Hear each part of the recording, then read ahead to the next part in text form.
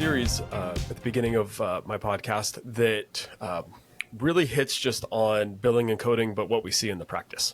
So looking at cases, I know when we both talk about it, you more than I do, but we talk fundamentals, we talk theory, and we talk principles, but we constantly get the, what about this case?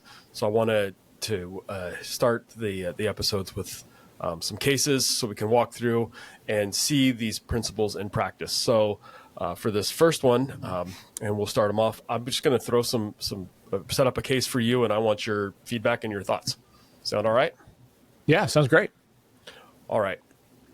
So let's start with something I actually saw last week. So a patient came in for their comprehensive eye exam, DSP eye med exam, and they were 20/25, entering best corrected visual acuity. That's what I got after I refracted them. I did an optos screening and an OCT screening because that's what we do in the practice, and saw an epiretinal membrane. What would you look at for, what would your thought process be for managing that patient, bringing them back? Are you going to prescribe glasses for them knowing that you've got them at 20/25 best corrected? Yeah. So my thought process is I would start by looking at what our clinical practice guidelines say about managing patients with epiretinal membranes. So it talks about dilated fundus examination. It talks about diving deeper into signs and symptoms. The other thing I would think about is the idea that, your point is they're 20/25, but their chief complaint would drive where we are going to send the bill for that patient, right? So who's going to pay for that? And likely the scenario is that the patient comes in wanting a comprehensive eye exam, a routine eye exam. So that's where we would start. And then I would follow up with that patient at some interval, depending on how significant that epiretinal membrane was, how concerned I was. I might see them back in a month to reevaluate. I might see them back in 6 months to reevaluate, depending on what my findings were. And then I would, at those follow-ups, I would likely, based on our clinical practice guidelines, I would likely dilate the patient. I would likely get another OCT, order an OCT.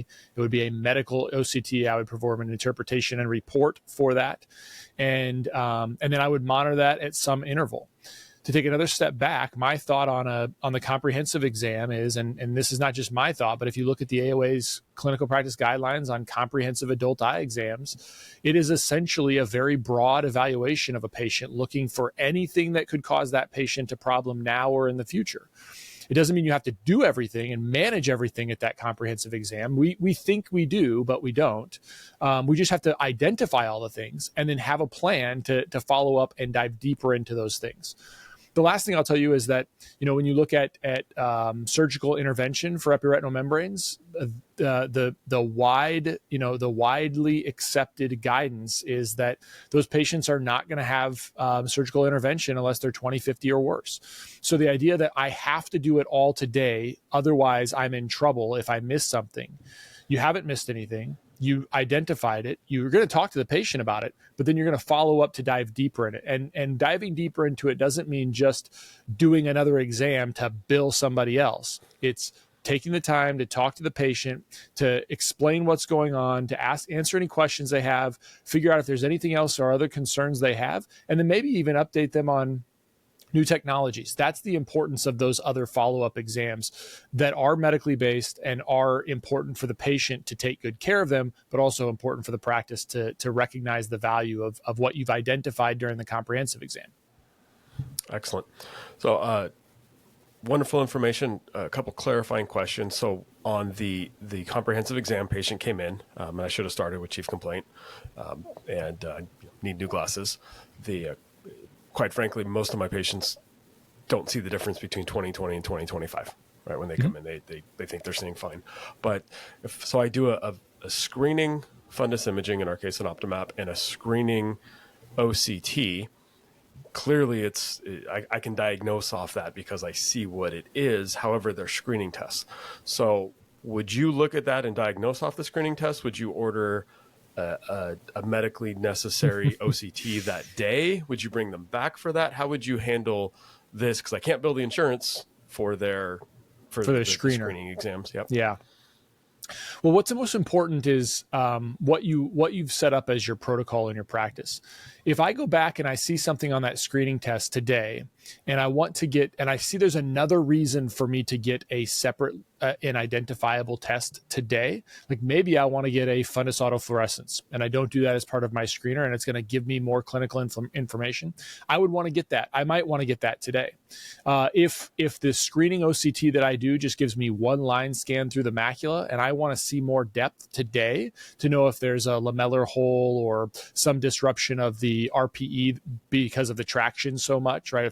If the ILM is pulling so hard that it's causing the RPE to be disrupted, I might want to know that today. In those cases, I would order it today, interpret it today, and bill it to their medical insurance today.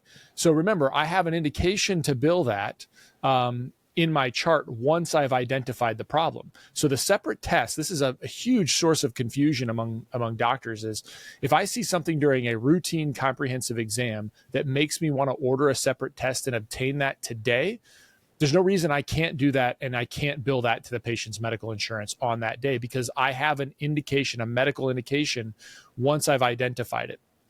But then it comes into practice flow, right? Like I don't want to get backed up, and it does kind of create some challenges in the process where you're sending patients back and forth on that day. If you have to do it and you want to do it, great.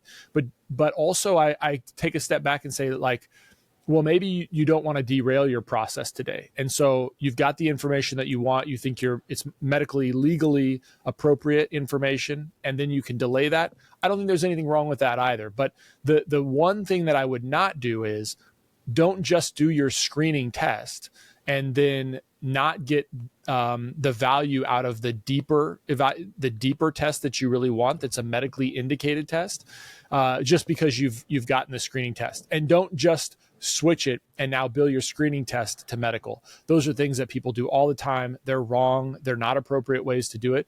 And you're actually losing value. The screening test should have value in and of itself on its own. It should stand alone.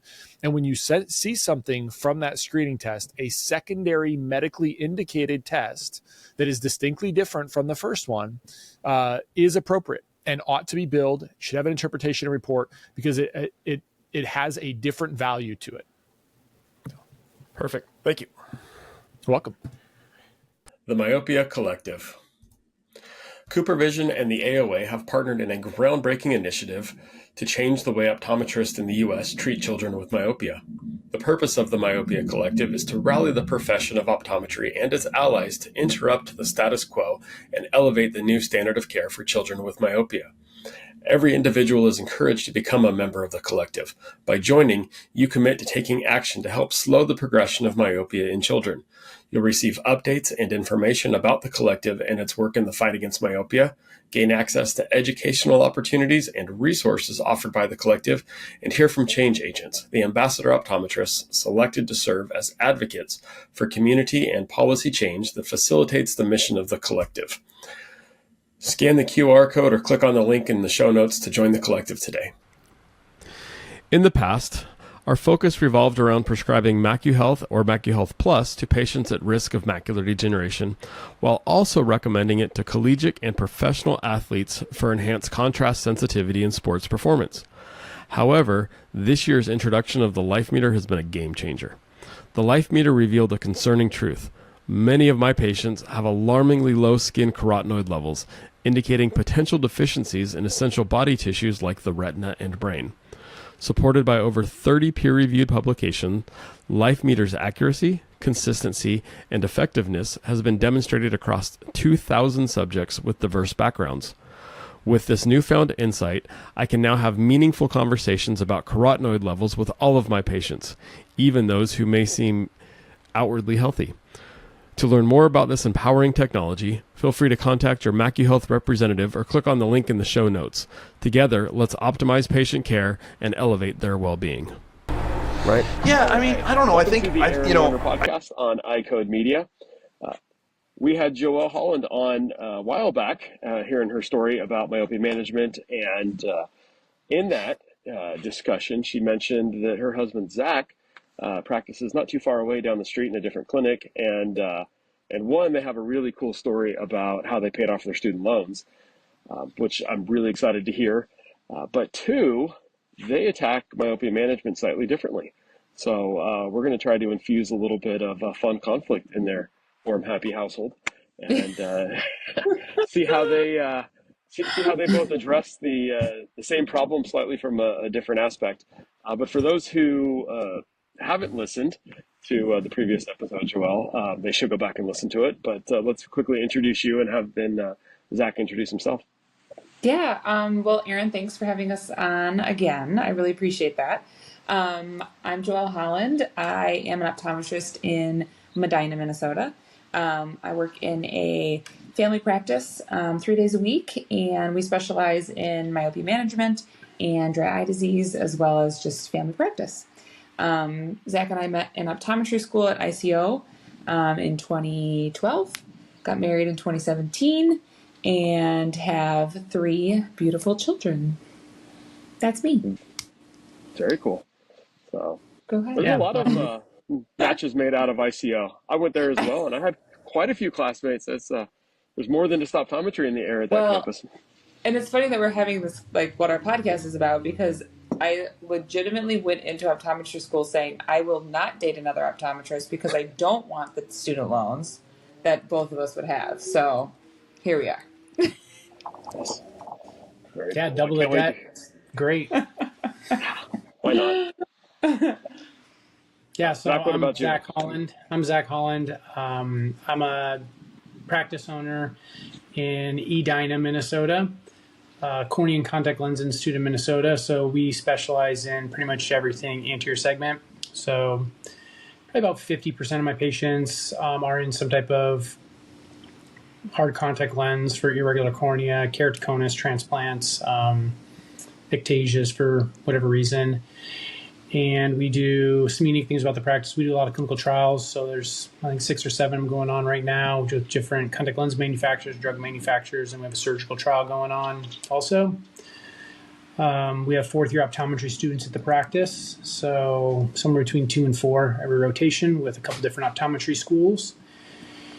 Lots of myopia management. We're mostly referral based, which is a little bit different than Joelle's, and that's probably how we practice a little bit differently. And but yeah, mostly keratoconus. We 2 years ago hired an MD, and so he comes to the office and we do cornea cross-linking at my office. So I think I'm the only optometrist in the world that owns iLink. Cool. But yeah, I generally try to do things that no one else wants to do. It just is an interesting challenge for me. So if there's something goofy, yeah, I'll try to do it. Yeah. Well, the path less traveled always brings good stories and opportunities. Mm-hmm. That is for sure. Yes. Well, yeah. So, and that kind of like segues us into kind of like what our journey has been. It's definitely one that's, I think, is like least traveled. When Zac and I graduated optometry school, we got married in 2017, and we knew each other's, like we each had student loan debt. We consolidated and then just went on like the 30-year, like 10% of your income type of thing pathway. And his parents actually gifted us with I think a curse, but it was also a blessing. It was the Dave Ramsey's Financial Peace University course. Okay. Mm-hmm. So we got gifted that, and in February of 2018, we got home from our honeymoon, and it was like the next weekend, we were in a class, like a live class. It was at like a local church, and it met with like 10 other people, and you just kind of started like talking about Dave Ramsey's like baby steps and his way to like financial peace. And one of those steps was like, say, like, go home and like write out all your debts. And so we had an apartment at the time. No, I'm sorry. We did have our house. We had our first house. We didn't have any car debt. We didn't have any like credit card debt, but we had $660,000 in student loan debt. And so we were like, all right, well, kind of put a damper on like all of our, like we're newlyweds, like we don't have kids, let's go travel, like let's go do something. So, and And in hindsight, it definitely wasn't a damper, but it was definitely a mindset that was very different from what I grew up on. I think Zac, it was his parents that gifted us to it, so he kind of had like that sort of mindset of living like under your means and doing like that. And then me, I just, we would get paid and then you'd spend that money and it was whatever. That was how you lived. Yeah, and part of that class was you had to write down kind of anonymously all of these numbers and then submit it to the instructor. And so they kind of get a sense of like, all right, where's everybody? Like, how can we teach this class most effectively? And like I said, they wrote like a number on the board and it was like $800,000 or something like that was the collective like people's like debt in the whole room. And we were like, and everyone literally gasped. They were like, because they didn't say whose it was, but they just knew like that's how much debt was in the room. And so I think we approached the guy afterwards and we're like, so we're like 80% of like the debt in the room. And so people didn't feel like, I don't know. I don't even know if he ended up mentioning that to the room, but it was pretty funny that he did. There was probably like 7 or 8 other couples. So when they put them, everyone kind of looked at each other and like, well, we're doing pretty good. Like, all these people are terrible. Really, it was just us that was dragging down the mean. Yeah. So Zac and I basically we made this thing in our basement. It was called the Chain of Shame. And it was like rings, paper rings. It was like literally like a paper ring chain link thing. And each ring had $10,000 on it. And so we would like cut off the rings as we were like paying off our chain of shame. So that was like a visual representation of like what our life was kind of like. And it hung in our basement. And when we were like working out, we'd cut them off or whatever. And so for like a long time, I mean, probably at least like 2 years, 18 months to 2.5 years, we were like 5, 6, 7 days a week. Like he wasn't owning the practice yet, but we each had like private practice jobs, corporate jobs. And we just worked all the time. Yeah, and this was pre-COVID. Pre-COVID, no one ever remembers. Anymore, but it was like we did corporate and we filled in and we just worked, and it felt like we weren't making any dents. So, like most of the time, like money was coming in and then we were paying and stuff, but like it was in the very beginning. I mean, that was like awful, just like having to be like you're just chipping away at this like. Literally, like how to eat an elephant. Like it was literally just that massive. And well, I think probably, I mean, at the beginning of the payoff, I mean, there was a large amount of interest that was accruing every month, so we're getting hit with that. But the Dave Ramsey plan is essentially like pick the lowest debt, pay that off as quickly as you can, and then attack the next. Well, we basically had 2 large ones. Joelle's was slightly larger than mine, so we just attacked mine first. Like logistically, Joelle's, we refinanced mine to get a lower interest rate through a private company, and then left Joelle's in the federal program. Income-based payment program. Yeah. Which then when COVID actually did happen was like, that was a plus on our side because interest went to 0 during that time. And had I refinanced into something private, interest would have accrued. So that was like, there was a couple times we're like, do you think we should do this? And then we kind of just kept putting it off. And all of a sudden, like COVID happened, and we're like, oh my gosh, thank God we didn't do that. Yeah, but we did a couple things that, I mean, because it's basically the only way to do this is just work really hard, work a lot of hours. But there's some things that we did that were like mentally helpful.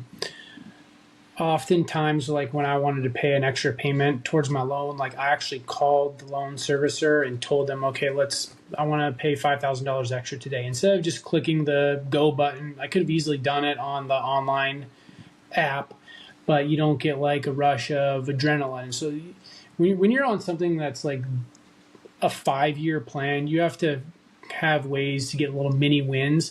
You can't really just grind for 5 years. It's too mentally exhausting. And that's where we think that the Dave Ramsey plan is great if it's like a 1 to 2 year plan where you can just eat rice and beans and starve to death and just bust your butt.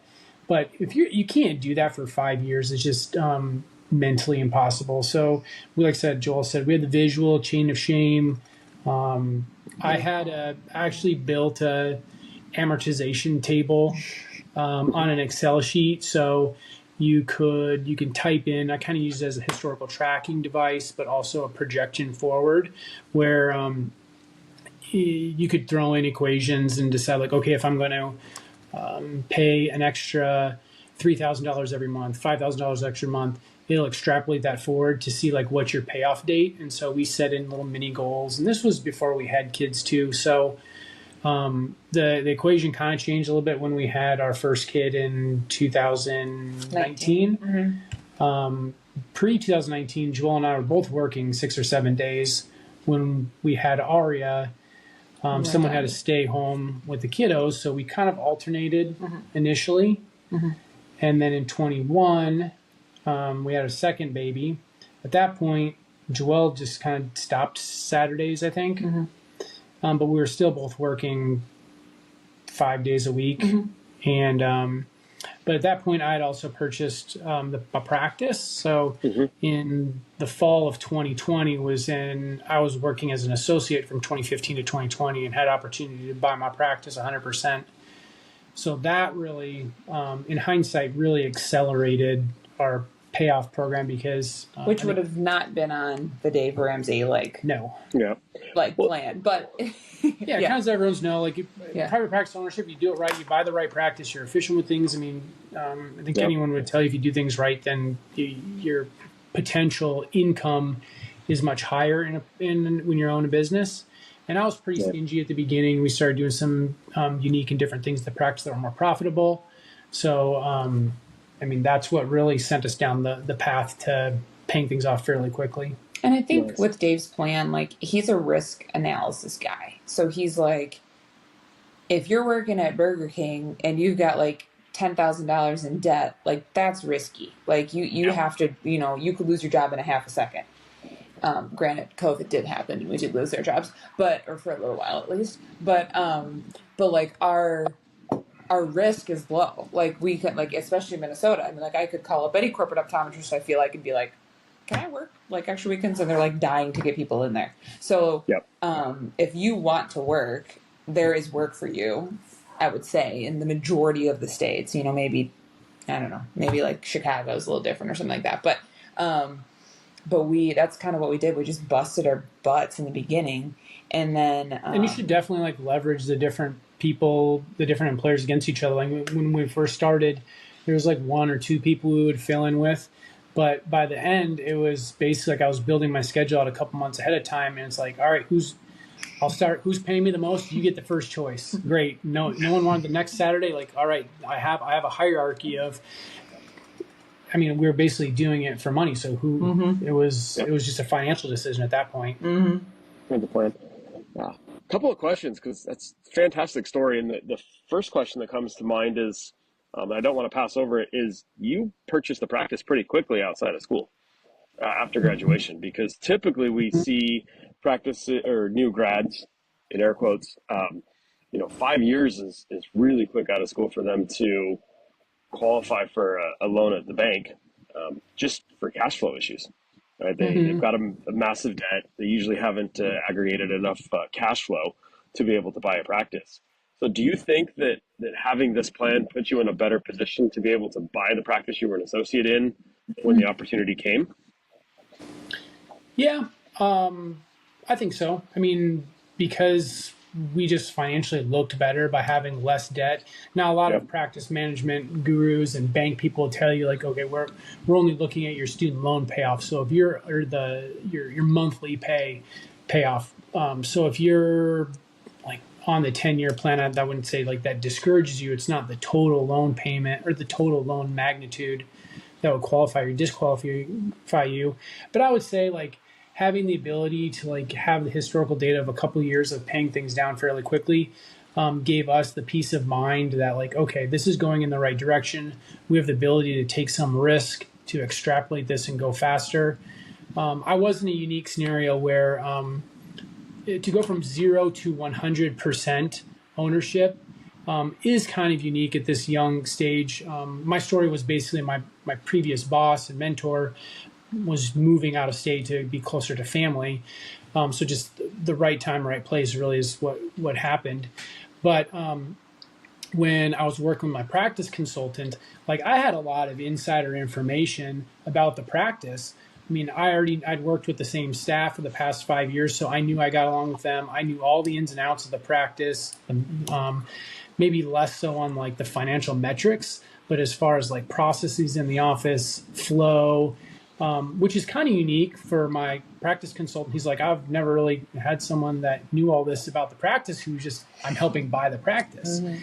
Yeah. So it's kind of like I had some experience peeking behind the curtain, which also kind of gave us some like just insight, like, okay, this is going to be successful. It's going to take time to put all the marks and benchmarks in place to get it to where we want to be.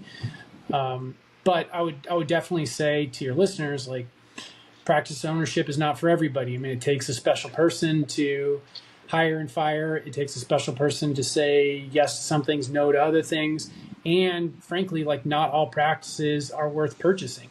So just because it was a magic bullet for us, there are a lot of practices that go sideways and people lose money on, or even break even. You don't want to get into a situation where you're basically purchasing your job.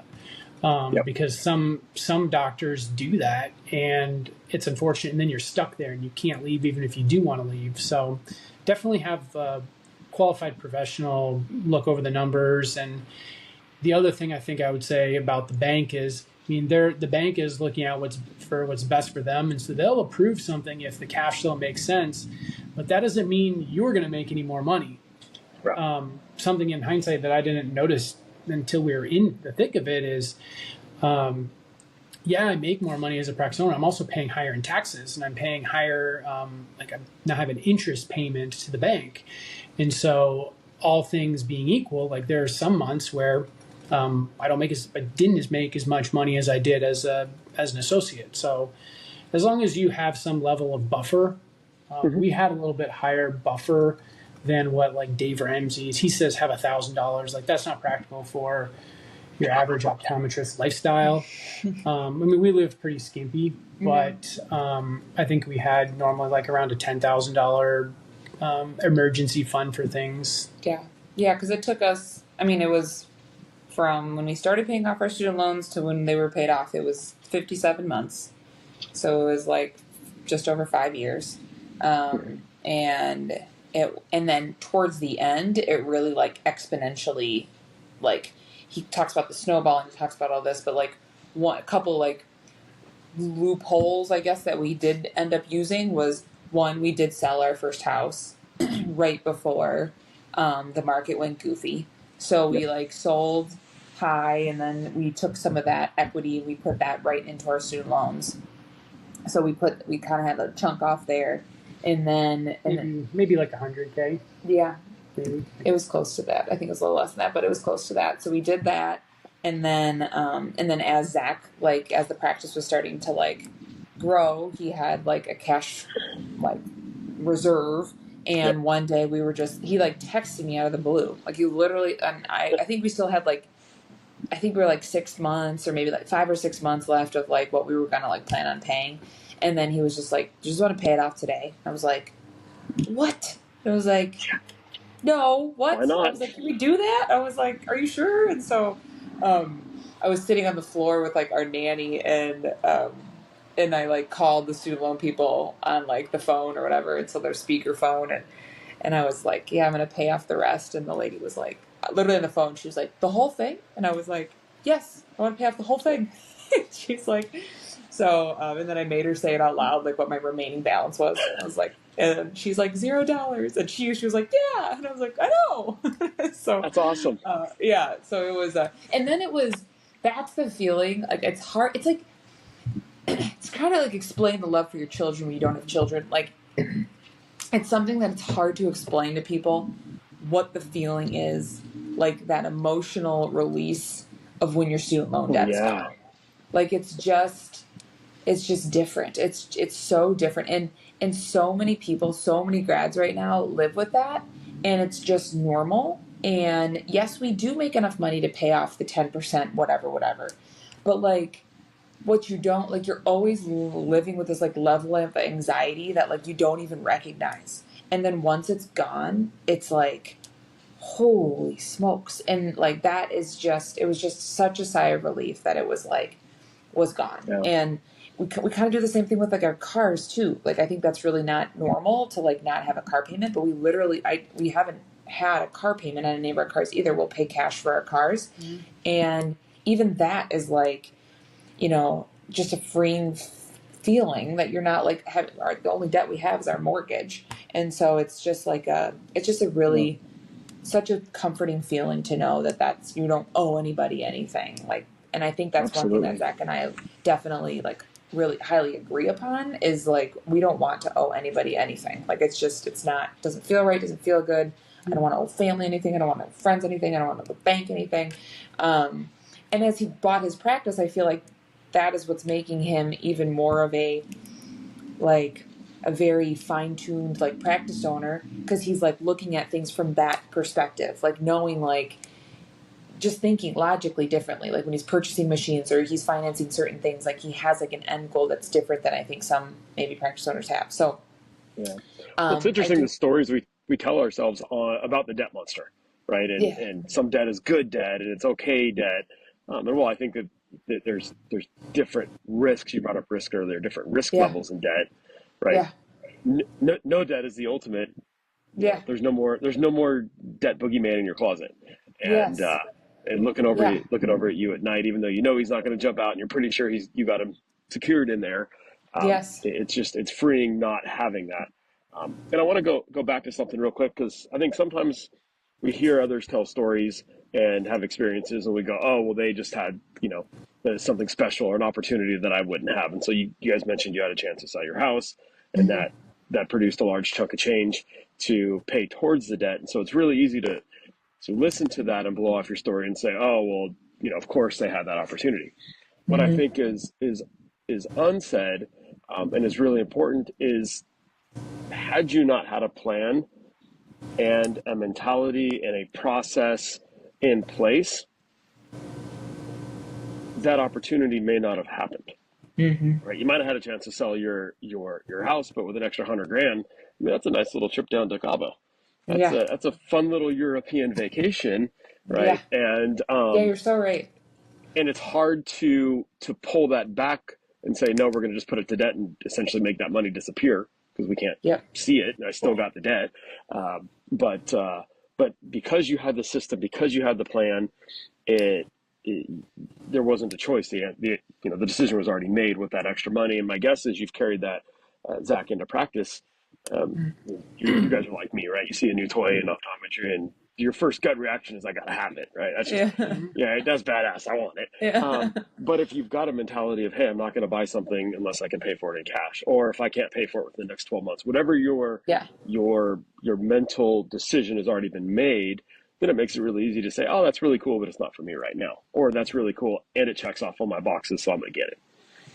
Yeah, to be fair, I mean, the house was only like 10 or 15% of our payoff, so it's not like we got a magic bullet that was 50% or one of our family members died. Like, and I think we didn't even question like, oh, let's use this for something else. Like, frankly, because we were so exhausted after the previous like 3 to 4, maybe 4 years, where it's just like, we just want to get out of this as fast as we can. And what do we gotta do to just throw as much at the debt that we can? But I mean, I think it was really good for our marriage. It was tough for our marriage. Like, there were days where Joelle and I didn't get along, and it was because we just overwork and we have kids, and we didn't have time to make each other priority, and we didn't have time to clean the house and get all the chores done that you need to do. But I mean, it was a sacrifice that we made for both each other and our family and our careers and our future. But yeah, I would agree. We don't really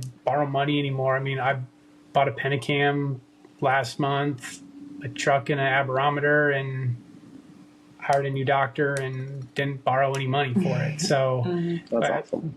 We can't continue on that trajectory every month, but it's one of those things that, like, when you set yourself up for success, those are all things that we have been planning for and saving for. And so it's just, if you have the ability to take advantage of a good opportunity when it arises, you just have to be prepared to take that. There are other opportunities that were good opportunities we weren't ready for and we didn't pull the trigger on, or it allows you the ability to fully evaluate an opportunity in the absence of like, do I have to borrow money for this and further drive myself deeper in the hole? I mean, instrument prices when I bought the price, they asked me if I wanted to finance, it was 8 or 9% interest.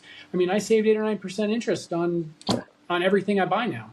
Yeah. That's so huge. I mean, just overall sets just a trajectory for both the business and personal finances to be a success down the road. Well, and I think that new grads coming out right now, if any of the new grads are listening to this, I mean, I just saw a PDF of like what school costs right now.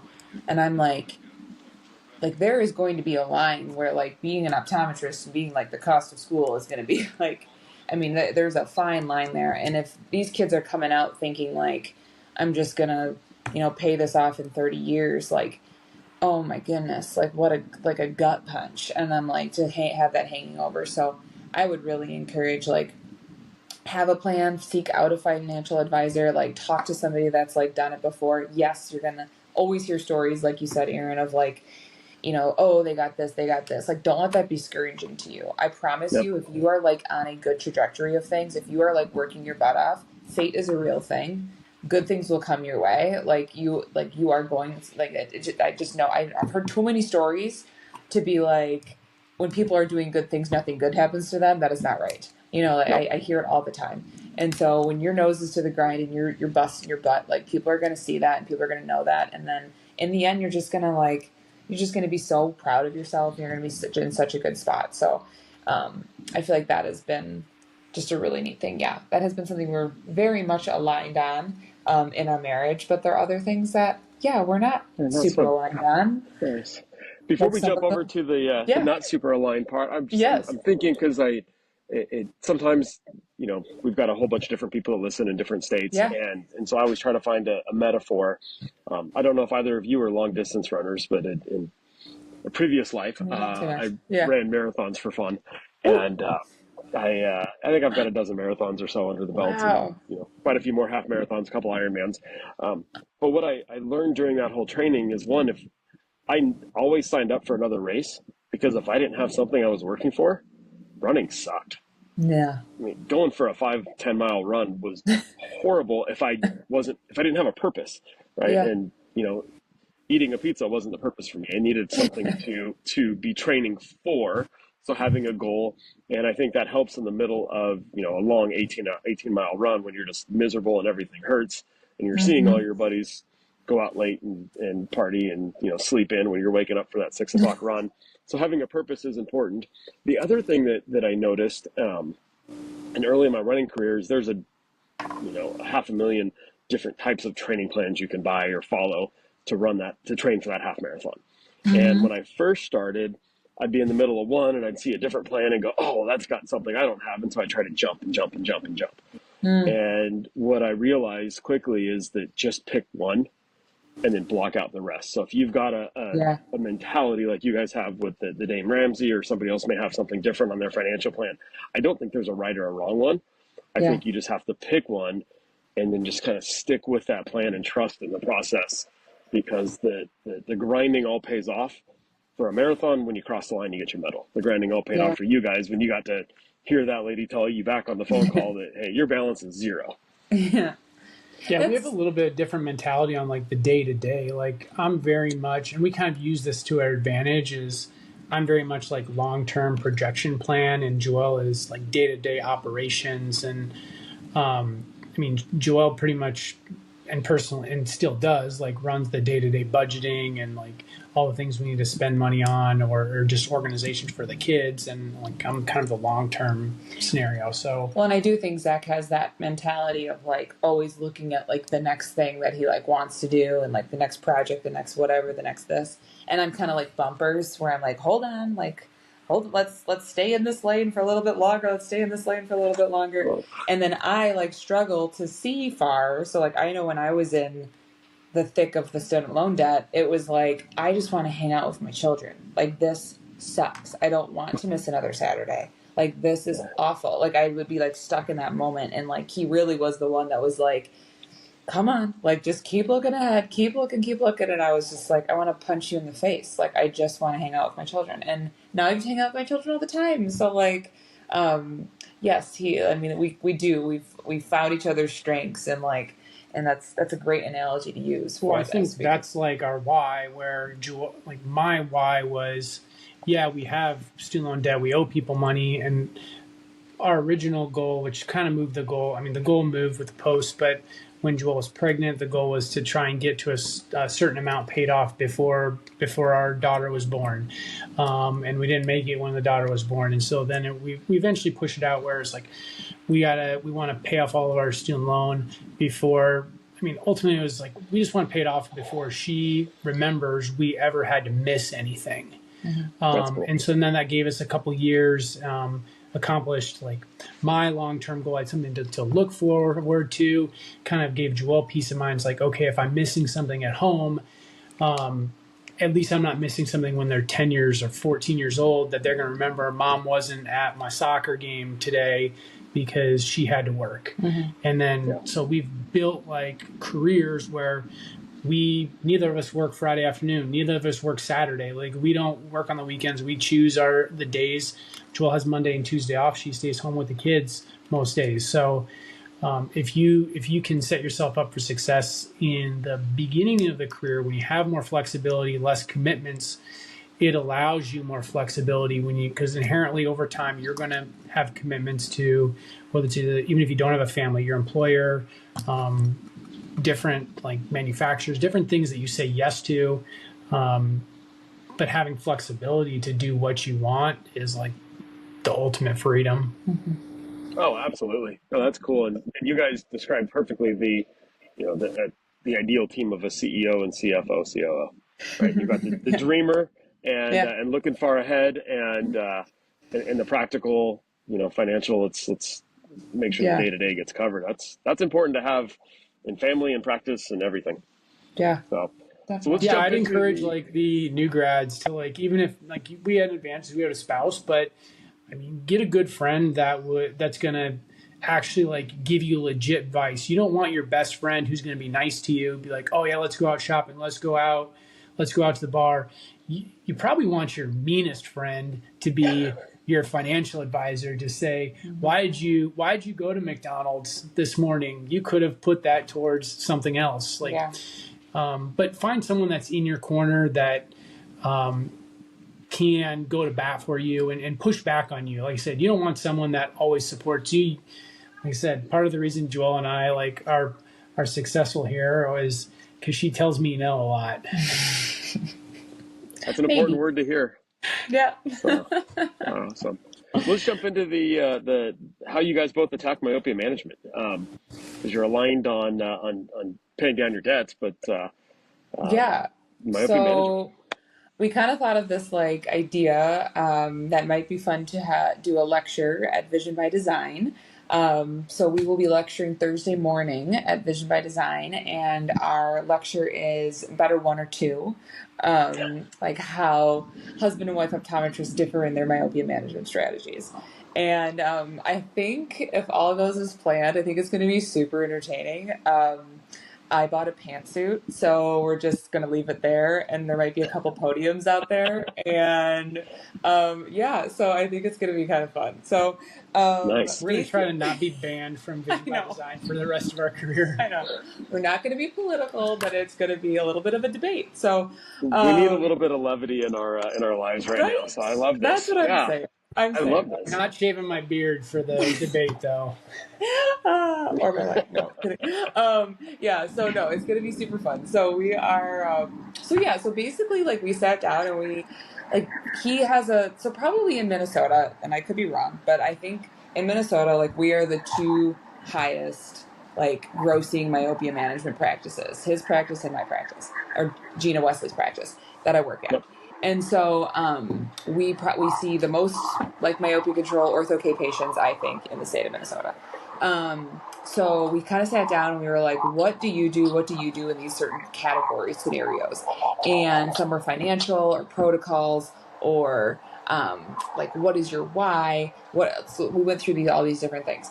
And I think some of the biggest differences that I could kind of like overarching theme of differences is Zac is working his practice. He has students rotating through his practice. He's doing clinical trials. He's a referral source, like myopia managed practice. He's doing A scans and he is, I don't want to say like by the books, but he is like by the books. He's going through each process, very organized. And I don't want to say there's no like joy in any of the things, but at my practice, we make this experience. Like it is an experience. It's like this fluffy, like thing, hand holding, like all of the things. And so, I think that that's one way that we like differ a lot is that he'll pull out the studies. He'll talk to the parents till he's blue in the face about all these like data and statistics and all these things. And I'm like, I'll buy you a toy because it's going to be super fun. It's good. They're just two different types of practice management styles. So when we started really going through them, protocols were pretty similar, but what were some of the things that you thought were like the biggest differences in the way that we did our protocols? Yeah, I think it's mostly it's the type of practice that we are in yields different management strategies. Like I said, Joelle's practice probably mimics, if you want to implement myopia control in your practice, Joelle's is probably going to be similar to what you're going to come up with, where many of my patients, because they're referred in, the referring doctor does the comprehensive exam, and so I have to come up with a protocol to just do the contact lens fitting on a repeating annual basis. Then who does the 6-month follow-up? Is that me? Is that the referring OD? I have to make sure that they get back to the referring OD for their regular care. And so there's a lot of like communication back and forth between me and some of the referring docs. But then I'm also like teaching 4th-year students my protocol and like different ways that we try to make the clinic more efficient. But I also have to teach them how to like fit the lens. And so I think other ways practice owners could implement into their practice is, because we have students, and maybe you don't want to have students or you can't have students, but when you have students, you're constantly verbalizing results that you normally, like you think mean nothing, but the patients are absolutely wowed. They don't understand the complexity of designs. I mean, even if you're just describing dry eye on the cornea, they have no idea. They just think they have dry eye. They don't understand what SPK is. They don't understand all these other tear breakup time, all these other things. And so if you're verbalizing your results, it adds credibility to you as an expert in the area of the field, because it just gives a magnitude of volume of information. It also, my patients, I feel like, are more educated than the average patient out there, because they're hearing more terms, and some of them ask, what's that mean? And then I end up having to describe these things to them. And while that takes more time in the moment, in the long run, I retain that patient longer. I have more educated patients. They don't ask me the same question. They understand why they can use certain contact lens solutions versus other solutions. They understand why they have to follow the rules and the protocol to be more successful. And so I think if you want to implement some type of strategy that educates these patients in a high level, that doesn't take like your personal education time to do it, if you implemented a scribe at your practice, again, you're verbalizing all of these results, but you're not quote unquote teaching your scribe, but that pretty much accomplishes a very similar goal. Two thoughts I had listening to this. The first is that because of your practice modalities, and I'm much more like Joelle's in a primary care setting, we build relationships and trust on multiple levels, right? We've seen them for their comprehensive exam. I've seen their family for their comprehensive exam. They've broken their glasses, so I've taken care of that, right? It's a long relationship built over time, which I think allows us to get into the warm fuzzies, which is kind of fun. Whereas Zac, if I'm referring to you as the specialist, you don't have that time to build up that level of trust. And really what you've got is what I've told the patient is, hey, Zac's a cool guy. You're going to love his beard, right? And look kind of like ZZ Top, but dude knows what he's talking about, right? Like, you are in really good hands because he does what I don't do as your primary care doctor. So then there's a level of expectation that you have that, I don't want to say superior knowledge, but like it behooves you to really come in hard with the clinical and the scientific backing and research, because you have to get that buy-in really quickly and that trust really quickly. So I'm wondering, one, if that's part of the reason there's a difference, just because of, one's a long-standing relationship with the patient and the other is not. Yeah, so I mean, I don't know what the national or average like close rate is or capture rate. I think my capture rate is pretty high, partially not anything specifically that I do, but you refer me a patient and say, look, you need this treatment. Zac will get you taken care of. I come in and I say, look, you need this treatment. This is what it is. So now you have two professionals that are telling you, like, this is what you need. And it's less so one individual. Again, that may not fit your practice modality as a practice owner, but maybe within your practice, if you have multiple doctors and you have one doctor that's the myopia control specialist, your practice could potentially create a scenario like that where multiple doctors are kind of like referring within each other to create subspecialties within your practice and achieve a similar like result. Yeah, that's kind of interesting because, I mean, there's actually a oculoplastic surgeons in Zac's office too that I refer to as well, and I'm thinking about the same scenario because there's 3 oculoplastic surgeons there, and 2 of them have like awful bedside manner, but one has like really great bedside manner. So anytime I'm like, how soon do you want to get in? And if you want to get in like in a couple weeks, you're going to go see this guy, and it's you just go in, and it is what it is. Like, he's not going to sugarcoat anything, and he's just going to like, but his results are amazing, and your surgery's going to go fantastic. So just like, if you're okay with that, go ahead and do that. And I'm not saying Zac is like not good bedside manner, but I feel like when patients do come in, they do like the entrance testing, and then they see a student, and then they see Zac, and then there's definite layers of confirmation that these people know like what they're doing. I mean, a dude walks in with a mohawk and a beard. That's not what they were expecting. Yeah, that is kind of true. And then, but it is. But then, on my side, like, I focus so much on like the experience. I'm like, from start to finish. What text messages are these kids getting? Like, what did the parent get? What does the packet look like that they get? Like, what is the verbiage in there? Do they understand that? Like, I break it down so much to be like, I want this to be as fluid as possible. And he does too, but I just do it in like a very different way. I think that's like, I'm a mom. I know what I'm looking for. Like, I want to feel like I'm taking care. I'm paying for a service and a quality probably over like me understanding what like the knowledge of it all is. And I do like a tiered system for pricing, and Zac just has like one set pricing. So that's another kind of difference. But there's a lot of patients that like my treatment is more expensive, and they will actually like Google in the area, and they'll be like, well, there's another Dr. Holland that practices here in the cities, and he's kind of cheaper. And I was like, well, you can take your chances over there if you want, but no, I'm not kidding. But yeah, I mean, like, we build our like patients, and we I like to say that we all become like this big family. They all have my cell phone number. They can all text me at any time, and I truly, and I'll do like another plug on Vision by Design, but like Vision by Design, Dr. Nick Destavidias with the Supercharger practice, that was like the first thing that I've done it twice. Like, that's really where I got this like fire of like passion behind this.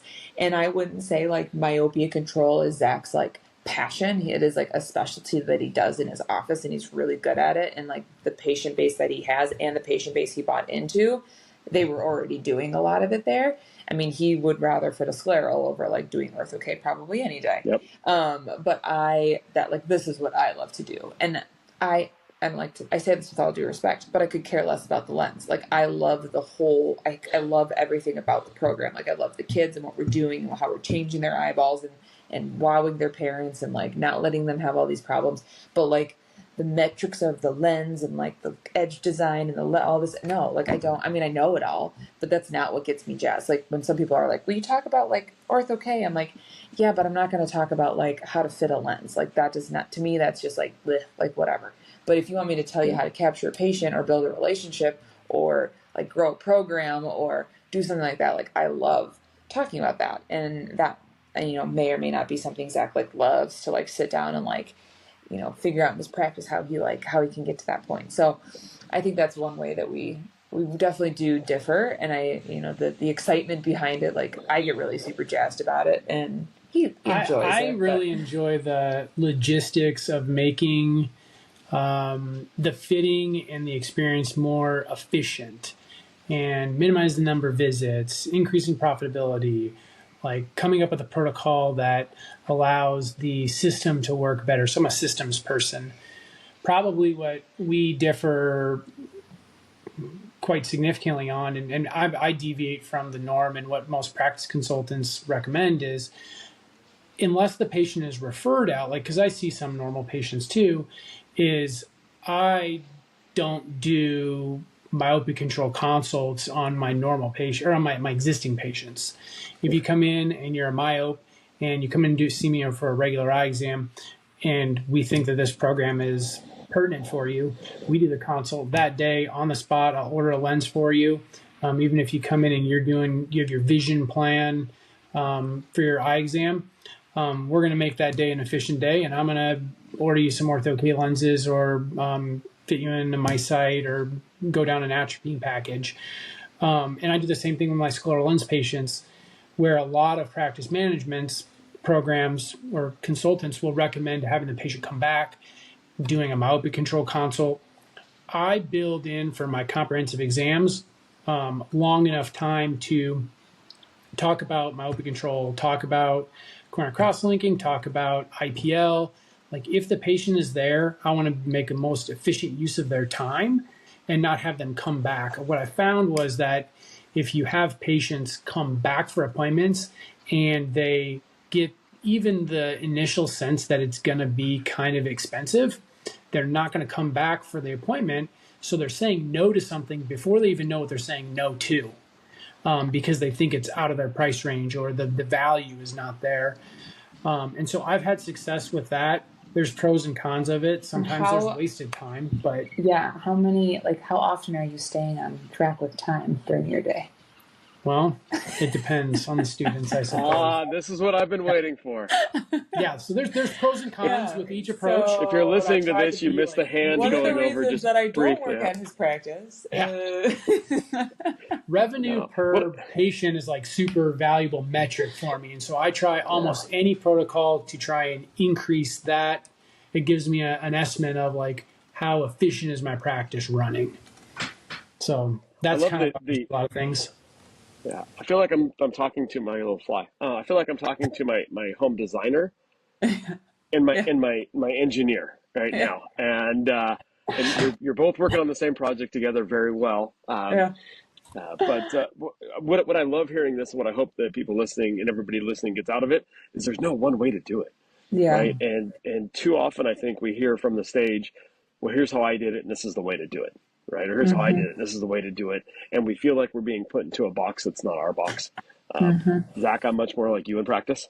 Right. I love my systems. It's hard for me to look at pictures of puppies and kittens and hear about family vacations. Right. My dad is amazing at that. Brittany, my business partner, is amazing at that. So we just know that if that's the kind of individual, the appointment or visit that they're looking for, they don't schedule them with me. Yeah. If we're inefficient, I want to come in, I want to come out, he's going to just tell you bluntly how it is, right? And then here's what it is, here's what we're going to do, here's what I'm going to see you back by. That's me. And it's really interesting having both those in the same practice to see where patients self-select. Yeah. And so I'm sure it's really interesting for you guys to compare those notes, because you probably hear each other and go, oh God, that's horrible, right? Yeah. That sounds miserable. I don't want to work 8 hours like that. No, that's why I chose to stay successful.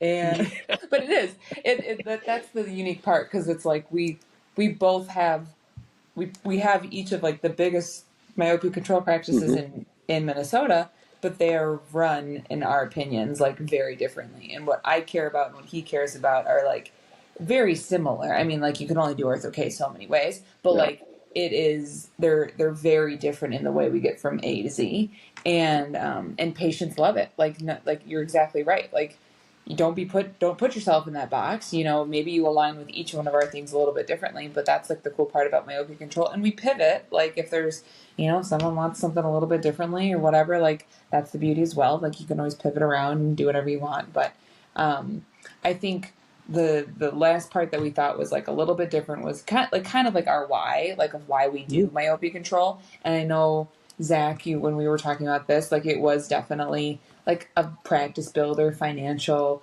like something to set yourself apart. You want to do things that like no one else does. And like, that was a big part of like why he wanted to do it. And like, I'm a high myope, and I wanted to like change people's lives, like really like do something warm and fuzzy and do something very different. So, and I like making money too. And so that was one way that like when we were going through our student loan debt journey, like I didn't even really like, I mean, when I came out of school, we fit Euclid and Paragon lenses in school, but I don't even ever remember them talking about myopia control. They just said like, this is a way to correct your vision from my understanding. I don't remember that part. But when I stumbled upon like Gina Wesley's practice, and that's where I started practicing, I was like, these are the type of practices that in corporate to fill in. But these are the type of practices that new grads, you know, if you want to pay off your student loan debt quicker, if you want to get out of that, like jump into a practice like that. Maybe you do work a year or two as salaried or paid per day or whatever, because the practice is going to lose some money on you at first. But then once you get into like commission-based payment plans or however you formulate your pay structure, that is way more efficient of your time to like be seeing patients like that and to get out of your debt and to just be happier in general. You know, I'm changing these people's lives, but I'm also like getting out of the student loan debt way faster than I ever thought I could. So building those pillars in your practice and building those specialty care items, you know, jumping into a practice like that. If you've got the choice to look around at different places, like what do you do? What do you do? What do you do? Like, I want to be a part of a practice that is doing something different, because vision plans aren't changing. You know, all this other stuff isn't changing. You gotta like, if you're just jumping into it, why not try to like diversify yourself into something that's going to be more sustainable with time? So, that was. I mean, that's something that I get a lot of our fourth year students send me contracts as their fourth year goes along. It's like, oh, how's this? How's that? And I wish, and I tell them all this, and none of them like, oh, that's a good point. Is you should ask your practice, like, what's their revenue per patient? Like, that's going to drastically change what your future potential earning ability is. I mean, even if you're not an owner, even if you're just a straight associate, if I fit a patient in a scleral lens, I'm making a few $1,000s on that patient in 20 minutes. I have to see 30 or 50 patients of just regular eye care to make the same amount of revenue and profit as I did in 30 minutes. Like, it's just, there's no way that a practice can pay you what's fair, what you think you want, or what the wage that you need to live if you're just practicing bottom of the level eye care. So joining practices that offer high level services, that have patient bases that are already conditioned to not to like harp on it too much, but be profitable. Like, the value that you bring to the practice is proportional. Your wage is proportionate to the amount of revenue that you're bringing in. And so when you look at it just from a financial standpoint, the practice is a business. It can't pay you more than you bring in. Like, our personal home is, we can't spend more money than we bring in. Unless you're the federal government, like you're not, you can't, it's math. Like, there's two sides, you know. Well, I think it makes sense, and you guys all bring. I mean, you both are saying something that's really important, is that, you know, it's okay to make money. It's okay to be profitable, and you're not making money because you want to go buy a new boat or your new Audi or whatnot, right? you're making money because, and Zac, you've mentioned it a couple of times, what you're investing back in the practice. Certainly your worth has value, right? And so we all want to be compensated for what we're doing, and having credentials behind our name doesn't automatically qualify us, I believe. I'm going to get some hate mail for this, but I don't think it qualifies us to get a paycheck. It empowers us to then to do something, right? So we have the opportunity, but it's up to us to take advantage of that opportunity, which is why I love private practice so much, because there's less restrictions, right? I don't have a corporate overlord looking over me telling me that I've got to hit a certain sales number or a metric number that's easy to track, like optical sales.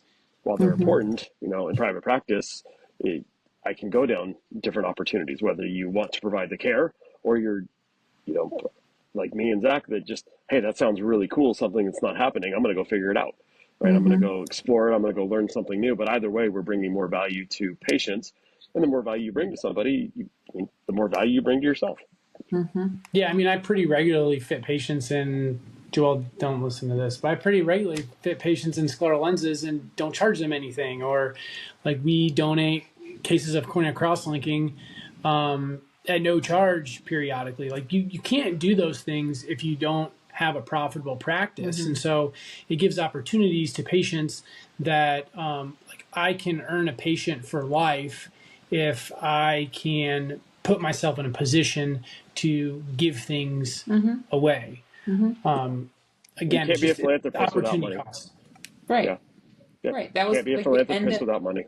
The end of Dave Ramsey's program is to give like no one else. Like that's the whole point, is like generosity. Nothing makes you feel as good as when you become like generous and you change people's days without, they don't think that they're not worth anything. Why would you do that for me, type of thing. And like that is our whole why. Like that's what we're trying to get to where we can like live that way, and you can tip 50-60% on a tab on a bill, and you're just like, that's nothing, like I'm happy to do that type of thing. And so, putting those processes in order, and like finding somebody that, aligns with that, and starting, day one out of school. If we had 1 year, we were kind of just like in limbo, like, and it was our wedding year. So whatever, I guess it was spend money we didn't have anyway. Yeah. But it is, I mean, that was the whole thing. And then once we're out of that, now we get the wiggle room to like do all that fun stuff. So, yeah. Nice. It's worth it. It's absolutely worth it. Well, we're out of time, but one question that I wanted to ask you, and we'll save it for the next time, or maybe on the what's better 1 and 2 debate stage. And I think it's a question that we all need to ask ourselves as Americans too, right? What did you, being so different in the way you practice, what is the one thing that you stole from the other one? It was like, dang, that was good, right? So so think about that. We'll have you back, or we'll ask that on your 1 and 2 debate stage at Vision by Design. I love that. I really appreciate you guys making time tonight. I know that you adjusted your schedules a little bit to get the kids to bed, and so that you could be here. But I think these stories are really, really impactful and important, because I love what we do. I love the profession. I love how we get to take care of people and all the different ways we get to do it. So thank you guys for sharing your story. Yeah. Thank you, Aaron, for asking us to be on, and we'll see you soon. And I can't wait to answer that question in a few weeks. Cool. All right. Well, take care. All right. Bye. Thanks, guys. Bye.